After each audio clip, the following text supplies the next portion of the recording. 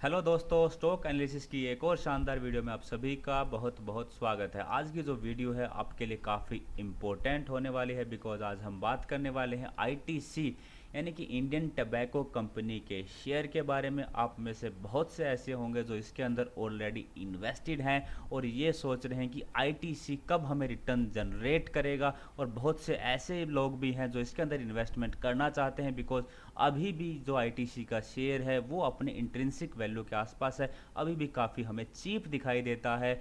तो इस वीडियो के अंदर दोस्तों हम फंडामेंटल एंड टेक्निकल दोनों बेसिस पे इसका पीयर्स के साथ कंपैरिजन करेंगे, इस जो शेयर है उसका फुल एनालिसिस करने वाले हैं। तो दोस्तों बने रहिएगा मेरे साथ ओनली टेक्निकल चैनल पर। साथ साथ आपसे रिक्वेस्ट रहेगी, अगर आपने मेरा चैनल अभी तक सब्सक्राइब नहीं किया है तो प्लीज़ मेरे चैनल को सब्सक्राइब कीजिए। चलिए दोस्तों एनालिसिस शुरू करते हैं। सबसे पहले मैं आपको आईटीसी की वेबसाइट पे लिए आया हूँ बिकॉज़ किसी भी कंपनी का अगर हम एनालिसिस कर रहे हैं, किसी भी शेयर का हम एनालिसिस कर रहे हैं तो उस कंपनी के बारे में डिटेल्स जान लेना बहुत ज़रूरी है। जैसे कि कंपनी के बिजनेस वर्टिकल्स क्या हैं, कंपनी की शुरुआत कहाँ से हुई थी, कंपनी के चेयरमैन वगैरह। तो यहाँ पे हम लोग देख सकते हैं, यहाँ स्क्रॉल डाउन करेंगे तो यहाँ पे आपको चेयरमैन साहब जो हैं इनके मिस्टर संजीव पुरी, इनका फ़ोटो नज़र आएगा। नीचे स्क्रॉल डाउन करेंगे तो आपको जो इनके जो बिज़नेस वर्टिकल हैं ये आपको नज़र आएंगे। 6 बिजनेस वर्टिकल में जो है आईटीसी काम करता है। पहला है एफएमसीजी यानी कि फास्ट मूविंग कंज्यूमर गुड्स, दूसरा है होटल्स, तीसरा है paper board and speciality papers, packaging, agri business and information technology. और आईटीसी के जो ब्रांड्स है वो सारे के सारे वेल नोन ब्रांड्स हैं। आपको ज़्यादातर जो ब्रांड के बारे में पता होगा, यहाँ पे सेवलॉन है, क्लासमेट है, एंगेज डियो का ब्रांड है, ऐसे ही बहुत सारे इनके पास ब्रांड है, एम, मंगलदीप, वो हम आगे चल के डिस्कस करेंगे। तो बेसिकली ये जो कंपनी है एक टोबैको कंपनी के साथ साथ एक एफएमसीजी है कंपनी है, होटल को मैनेज करने वाली कंपनी है, और साथ साथ ये जो है पेपर से रिलेटेड, स्टेशनरी से रिलेटेड भी ये कंपनी जो है प्रोडक्ट्स बनाती है। चलिए एक बार इसके हिस्ट्री में और जाके देखते हैं कि कंपनी की शुरुआत कहाँ से हुई थी। उसके लिए हम अबाउट आईटीसी के अंदर जाके यहाँ पर हिस्ट्री एंड एवोल्यूशन में जाएंगे। देन आपको पूरा पता लग जाएगा कि इस कंपनी की शुरुआत कब हुई थी, इसका हेडक्वार्टर कहाँ है। तो कंपनी की जो शुरुआत हुई थी वो 1910 के अंदर हुई थी और इसका जो हेडक्वार्टर है वो कलकत्ता के अंदर है। शुरुआत में जो कंपनी का जो नाम था वो इम्पीरियल टबैको कंपनी था। उसके बाद धीरे धीरे इसका जो नाम चेंज हो के जो करंट नाम है इसका आईटीसी लिमिटेड, यहाँ तक ये नाम पहुँच गया। शुरुआत जो इसकी हुई थी 1925 के अंदर इन्होंने जो है एक फॉर्मल तरीके से टबैको जो प्रोडक्ट था उसका काम शुरू किया था। देन 1975 के अंदर ये हॉस्पिटैलिटी सेक्टर यानी कि होटल बिजनेस के अंदर इन्होंने जो है एंट्री ली थी। उसके बाद 80s में इन्होंने पेपर बोर्ड और स्पेशलिटी पेपर, देन 1985 में इन्होंने पहली बार एक सब्सिडरी है नेपाल के अंदर जो है इन्होंने बनाई थी। पहली ये सब्सिडी थी जो बियॉन्ड बॉर्डर इन्होंने बनाई थी। देन 1990 के अंदर इन्होंने paper board and speciality paper के अंदर यहाँ पे एक्सपेंशन किया था। 1990 के अंदर एग्री बिजनेस, देन 2002 के अंदर एजुकेशन एंड स्टेशनरी प्रोडक्ट्स। अब ये पूरा क्रोनोलॉजिकली आप यहाँ देख सकते हैं कंपनी ने किस तरीके से अपना जो पोर्टफोलियो उसको डाइवर्सिफाई किया। 2001 के अंदर ब्रांडेड पैकेज्ड फूड, यहाँ देख सकते हो ढेरों इनके ब्रांड है, आशीर्वाद आटा, सनफिस्ट, सनफिस्ट yippee, सनबीन, बहुत सारे इनके प्रोडक्ट हैं। 2002 अगरबत्ती, मैच स्टिक्स, यहाँ पे आप यहाँ देख सकते हैं। 2010 के अंदर इन्होंने अपनी सिगार लॉन्च करी थी। तो यहाँ पूरा इनका डाइवर्सिफाइड पोर्टफोलियो है। एक तरीके से हिस्ट्री है कि कंपनी कैसे शुरुआत हुई और कैसे इन्होंने अपने आप को टोबैको कंपनी से धीरे धीरे शिफ्ट करके एक होटल, एफएमसीजी एंड देन जो है पेपर से रिलेटेड जो प्रोडक्ट्स बनाना इस कंपनी ने शुरू किया। तो ये हो गया कंपनी के बारे में डिटेल कि कंपनी क्या करती है, कब इसका एवोल्यूशन हुआ। चलिए जो लेटेस्ट जो क्वार्टर है उसका एक बार पावर पॉइंट रिप्रेजेंटेशन देख लेते हैं। ये इनका जो लेटेस्ट क्वार्टर है उसका पावर पॉइंट रिप्रेजेंटेशन है। तो सबसे पहले इन्होंने जो उनके ब्रांड है उनको हाईलाइट किया है। देखिए इनके ब्रांड है अलग अलग पर्सनल केयर प्रोडक्ट्स के अंदर। यहाँ पे इनका जो आटा है आशीर्वाद आटा है यहाँ, और सनफिस्ट बिस्किट या फिर बिंगो। स्टेशनरी के अंदर जो इनके ब्रांड्स है वो इन्होंने यहाँ पे हाईलाइट किए हैं। आईटीसी का जो एफएमसीजी का जो रिवेन्यू है वो इन्होंने यहाँ पे दिखाया है 2010 से लेके 2021 तक का है। और यहाँ इन्होंने दिखाया है कि इनका जो रिवेन्यू है वो 4 गुना से भी ज़्यादा हो चुका है। और मज़े की बात ये देखिए दोस्तों, एक भी बार जो है रिवेन्यू में डिक्लाइन आपको नहीं दिखाई देगा। कंपनी खुद को second largest FMCG player claim करती है इंडिया के अंदर। ये एफएमसीजी का इबिटा है जो लगातार इनका ग्रो कर रहा है। ये आप जो है इनकी जो लेटेस्ट क्वार्टर की जो पावर पॉइंट रिप्रेजेंटेशन है वहाँ से इस डेटा को आप देख सकते हैं। आईटीसी का जो ब्रांड है आशीर्वाद, वो आटा के सेगमेंट के अंदर नंबर 1 है। सनफिस्ट जो ब्रांड है क्रीम बिस्किट के अंदर नंबर 1 है। बिंगो इनका स्नैक्स का ब्रांड है, वो भी नंबर 1 है। क्लासमेट्स जो इनका ब्रांड है स्टेशनरी के अंदर, नोटबुक्स के अंदर, वो नंबर 1 है। यिप्पी नंबर 2 नूडल्स है। ऐसे ही जो मंगलदीप इनका जो धूप और अगरबत्ती का ब्रांड है वो भी अपने सेगमेंट में नंबर 1 एंड नंबर 2 के अंदर है।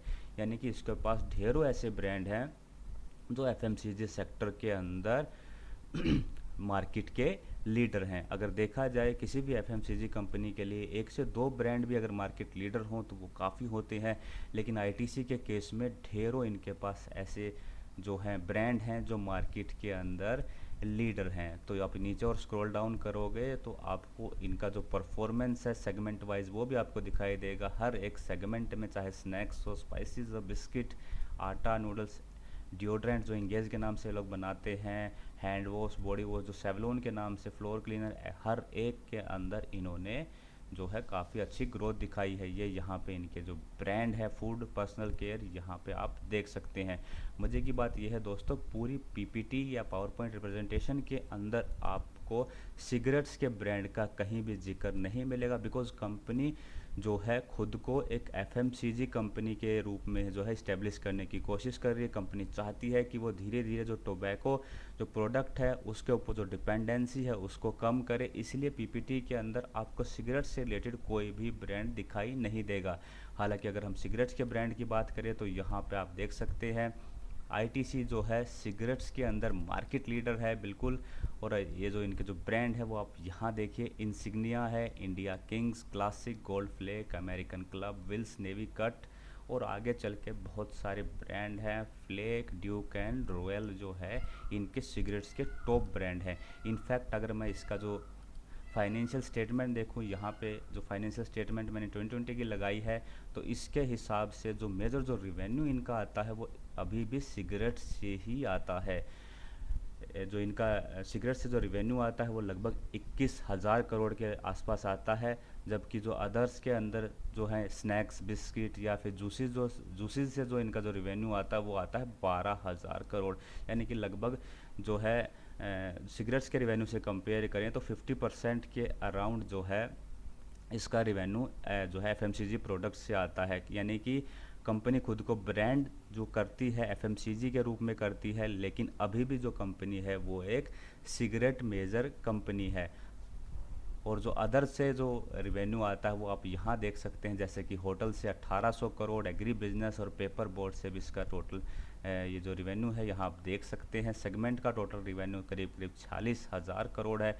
और मज़े की बात यह है दोस्तों, आप नीचे चल के देखेंगे तो यहाँ पे जो प्रॉफिट निकल के आता है, इसका जो टोटल प्रॉफिट है थ्रू आउट द ईयर वो है लगभग 15,000 करोड़ का। यहाँ आप देख सकते हैं 15,000 करोड़ का इसका टोटल प्रॉफिट है। और आउट ऑफ डेट जो है जो सिगरेट का जो है इनका रिवेन्यू वो है 14,850 का। जो सिगरेट से इसको प्रॉफिट मिलता है, यानी कि जो टोबैको प्रोडक्ट से इसको प्रॉफिट मिलता है वो 14,000 करोड़ का है। यानी कि 15,000 में से 14,000 करोड़ ही इनको सिगरेट से मिल रहा है। तो ये कहना बिल्कुल भी गलत नहीं होगा कि ये सिगरेट जो है सिगरेट जो बनाने वाली एक मेजर कंपनी जो टोबैको प्रोडक्ट्स बनाती है, एफएमसीजी से जो इनका जो प्रॉफिट निकल के आता है वो सिर्फ 400 करोड़ का है।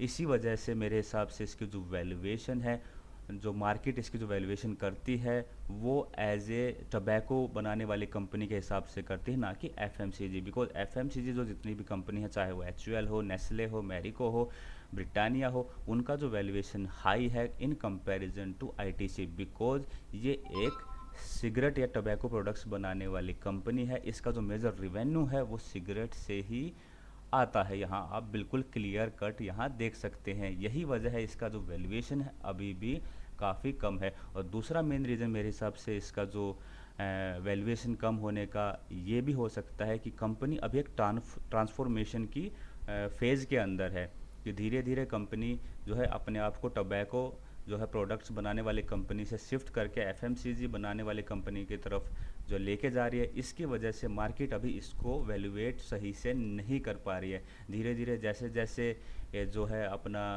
इसको ये सेपरेट करेंगे, बिजनेस को, एफएमसीजी को अलग करेंगे, सिगरेट्स को अलग करेंगे, फिर इसकी जाके वैल्यू अनलॉकिंग हो सकती है। चलिए एक बार इसको जो इसके पीयर्स हैं उससे और कंपैरिजन कर लेते हैं। उसके लिए मैं आपको टिक्कर.फिनोलॉजी की वेबसाइट पे लिए आया हूँ।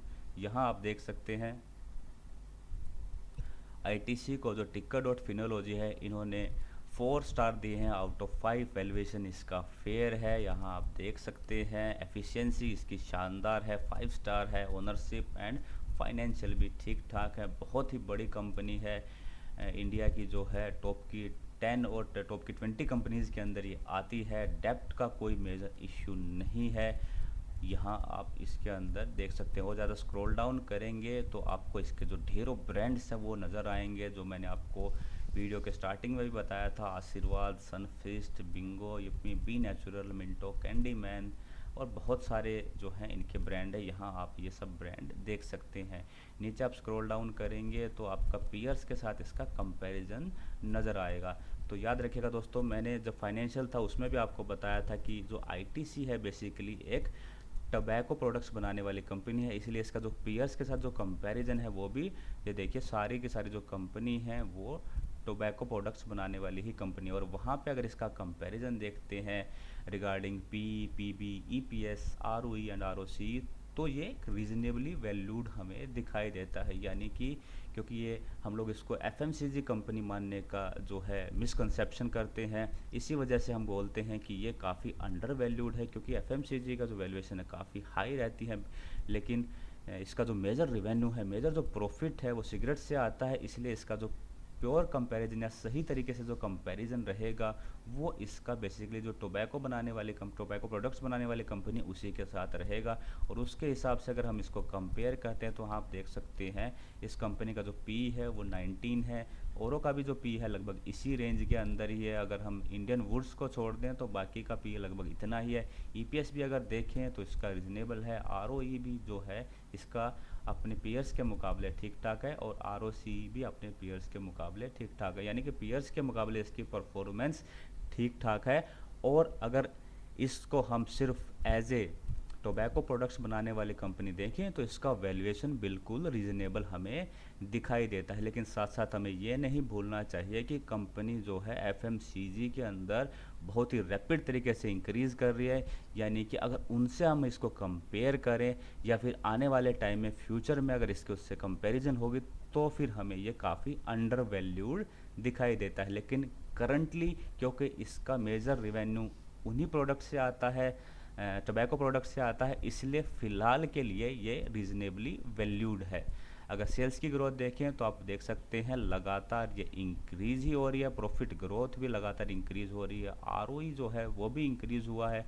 आरओसी के अंदर हमें थोड़ा सा डिक्लाइन जो है लगातार देखने को मिल रहा है। डेप्ट की बिल्कुल कोई दिक्कत नहीं है, डेप्ट 0 है। Price to cash flow, interest coverage ratio कितना शानदार है। सीएफओ टू पैट रेशियो 1 के अराउंड या 1 से ज़्यादा होनी चाहिए, थोड़ी सी इसकी ये कम है। अगर होल्डिंग की बात करें तो इसके अंदर कोई भी प्रमोटर नहीं है, यानी कि कोई इंडिविजुअल इसके अंदर प्रमोटर नहीं है। पब्लिक की हिस्सेदारी इसके अंदर 44.7, डीआई की 42.5, एफआई का भी आप यहाँ होल्डिंग देख सकते हैं। कंपनी के अंदर ढेरों स्ट्रेंथ है, काफ़ी शानदार फंडामेंटल वाली कंपनी है। अगर इसका क्वार्टरली रिजल्ट देखें तो नेट सेल्स जो है वो भी काफ़ी अच्छे से ग्रो कर रही है, यहाँ आप देख सकते हैं। ऑपरेटिंग प्रॉफिट जो था मार्च 2020 में 4000 करोड़ से यहाँ पे जो है कोरोना का जो क्राइसिस है उससे ओवरकम करते हुए दोबारा से 4400 करोड़ के आसपास आ गया है। टोटल जो प्रॉफिट आफ्टर जो टैक्स है वो भी 3800 करोड़ था मार्च 2020 में, दोबारा से लगभग 3800 करोड़ के आसपास मार्च 2021 में ये आ गया है। प्रॉफिट लॉस के जो हम ईयरली स्टेटमेंट देखते हैं उसके अंदर इसके नेट सेल्स देखें तो वो लगातार इंक्रीज़ हो रही है, आप यहाँ देख सकते हैं। ऑपरेटिंग प्रॉफिट भी लगातार इंक्रीज हो रहा है। देखिए 13,600 करोड़ से 17,900 करोड़ के आसपास ये हो गया है। नेट प्रॉफिट भी देखें तो 9,300 करोड़ से बढ़ के 15,136 करोड़ हो गया है। ईपीएस के अंदर भी काफ़ी अच्छी ग्रोथ है। बैलेंस शीट के अंदर देखें तो टोटल रिजर्व 40,000 करोड़ से बढ़ के 62,000 करोड़ हो गया है, जो काफ़ी अच्छा है। जो कंपनी जो है लगातार ग्रो कर रही है। टोटल एसेट भी 50,000 करोड़ से बढ़ के 75,000 करोड़ हो चुका है। अगर कैश फ्लो की बात करें तो कंपनी के पास लिक्विडिटी की भी कोई दिक्कत नहीं है। कंपनी के पास जो ऑपरेटिंग कैश फ्लो है आप देख सकते हैं 9,000 करोड़ से बढ़ के मार्च 2020 में 13,800 करोड़ हो चुका है। और जहां तक डिविडेंड की बात करें तो कंपनी की डिविडेंड जो यील्ड है वो भी काफ़ी अच्छी है। इनफैक्ट जो एफडी के अराउंड ही ये डिविडेंड देती है। आई थिंक 5 से 5.5% के अराउंड ये कंपनी डिविडेंड भी हमें देती है। यानी कि अगर फंडामेंटली देखा जाए तो कंपनी के फंडामेंटल्स काफ़ी अच्छे हैं। रिवेन्यू हुआ, ऑपरेटिंग प्रॉफिट हुआ, हर चीज़ लगातार ग्रो कर रही है। पीयर्स के मुकाबले भी ये ठीक ठाक है। और फिलहाल अगर करंट सिचुएशन में देखा जाए तो ये रीजनेबली वैल्यूड भी हमें दिखाई देती है। यहाँ आप पब्लिक की शेयर होल्डिंग देख सकते हैं। मार्च 2020 के अंदर 42 थी, अब धीरे धीरे जो इंक्रीज़ हो गया 44 तक हो गई है। हालांकि जब हम एफआई की देखते हैं तो एफआई जो ने जो थोड़ी सी अपनी होल्डिंग को इसके अंदर डिक्रीज़ किया है। तो ये बात हो गई हमारी फंडामेंटल फ्रंट्स पे। तो फंडामेंटल फ्रंट्स पे अगर देखा जाए तो कंपनी काफ़ी पुरानी है। कंपनी के पास जो है काफ़ी अच्छे अच्छे ब्रांड हैं। टोबैको मेजर कंपनी है, मेजर रिवेन्यू इसका टोबैको से ही आता है। और करंट सिचुएशन के हिसाब से जो है मार्केट के अंदर ये जो है रीजनेबली वैल्यूड है अगर इसको एज ए टोबैको कंपनी देखा जाए। लेकिन अगर ये अपने आप को, जैसा कि हमने पीपीटी के अंदर भी देखा कि अपने आप को ये एफएमसीजी की तरह पेश कर रही है, लेकिन अगर देखा जाए तो ये मिसकंसेप्शन है। इसका सारा रिवेन्यू अभी भी टोबैको से ही आता है, इसीलिए इसका जो वैल्यूएशन है अभी भी कम है। लेकिन जैसे जैसे कंपनी अपना जो रिवेन्यू है उसको शिफ्ट करेगी, एफएमसीजी से ज़्यादा जो रिवेन्यू इसका आने लग जाएगा, तो देखना यही कंपनी बहुत ज़्यादा रिटर्न आपको जनरेट करेगी। लेकिन अभी ट्रांसफॉर्मेशन फेज़ में है, अभी भी डिपेंडेंसी इसकी जो है सिगरेट्स के ऊपर ही है, इसीलिए जो है इसका जो वैल्यूएशन हमें कम दिखाई देता है। अगर हम टेक्निकल फ्रंट पे बात करें तो उसके लिए हम चलते हैं काइट के ऐप पे। जीरोधा का जो काइट ऐप है, इसमें अगर इसका 1 साल का रिटर्न देखें तो सिर्फ 3% ही इसका 1 साल का रिटर्न है, जो काफ़ी कम है। डिविडेंड मैंने आपको बता दिया, डिविडेंड इसका काफ़ी शानदार है, 5.33 इसका डिविडेंड है। चलिए एक बार चार्ट पे चलते हैं। यहाँ सबसे पहले मैंने आईटीसी का जो है मंथली चार्ट आपके लिए लगाया है। यहाँ आप देख सकते हैं चार्ट के हिसाब से अगर देखा जाए तो कंपनी यहाँ पे कहीं 2003 के अंदर कंपनी का शेयर 11 रुपये के आसपास ट्रेड करता था और लगातार जो है इसके अंदर बुल रन आया।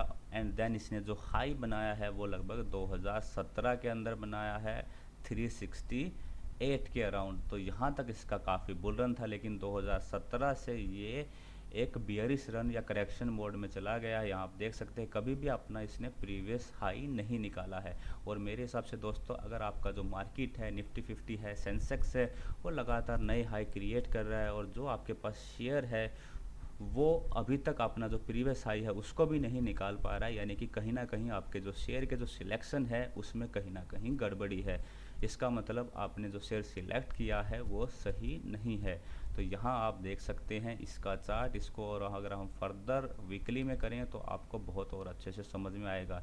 यहाँ आप वीकली में देख सकते हैं, बहुत ही ये जो है देख सकते हैं डिक्लाइनिंग वाला चार्ट है और प्रीवियस हाई इसने अपना कभी भी नहीं निकाला है। और अगर रिसेंटली देखें तो इसका जो मार्च जो है 2020 के अंदर जो लो था वो लगभग 135 था, वहाँ से इसने बाउंस बैक देने की ज़रूर कोशिश करी है और यहाँ हाई बनाया है लगभग 240 के अराउंड। और चार्टिकली अगर देखा जाए तो इसका जो मीडियम जो ट्रेंड है वो तो हमें बुलिश ही दिखाई दे रहा है, लेकिन इसका जो शॉर्ट टर्म का ट्रेंड है उसके हिसाब से इसके अंदर यहाँ देखिए एक डिसेंडिंग ट्रायंगल पैटर्न की फॉर्मेशन हो रही है और उसका जो बेस है वो है 200 के अराउंड, यानी कि 200 का जो लेवल है 200 के आसपास ±2 और 3। तो ये जो लेवल है इसके लिए एक लक्ष्मण रेखा है। अगर इसके नीचे ये सरकता है, इसके नीचे क्लोज करना शुरू कर देता है तो आप मान के चलिए 15 से 20 पॉइंट का फॉल इसके अंदर आराम से आ सकता है। देन ये यहाँ पे कहीं सपोर्ट ले सकता है 190, 185, 180 के आसपास।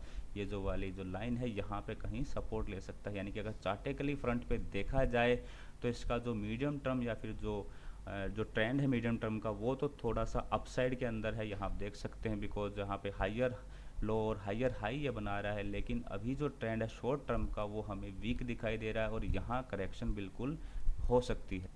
और अगर इस डिसेंडिंग ट्रायंगल पैटर्न को इसको अवॉइड करना है, इसके इफेक्ट को नल करना है, तो उसके लिए इसको जो वीकली क्लोजिंग है कम से कम 208 के ऊपर देनी पड़ेगी। यानी कि टेक्निकल फ्रंट पे अगर ये 208 के ऊपर ट्रेड करता है चार्ट के ऊपर, देन हम मानेंगे कि ये जो डिसेंडिंग ट्रायंगल पैटर्न है ये ख़त्म हो जाएगा, इसका इफेक्ट ख़त्म हो जाएगा।